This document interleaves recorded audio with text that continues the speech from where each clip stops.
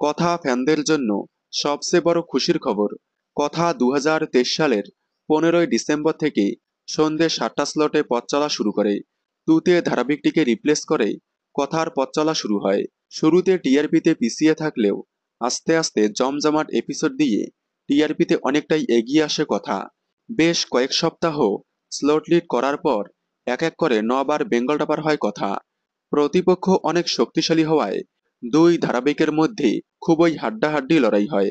বলতে গেলে প্রত্যেক সপ্তাহেই খুব কম গ্যাপে এগিয়ে পিছিয়ে থাকে কথা।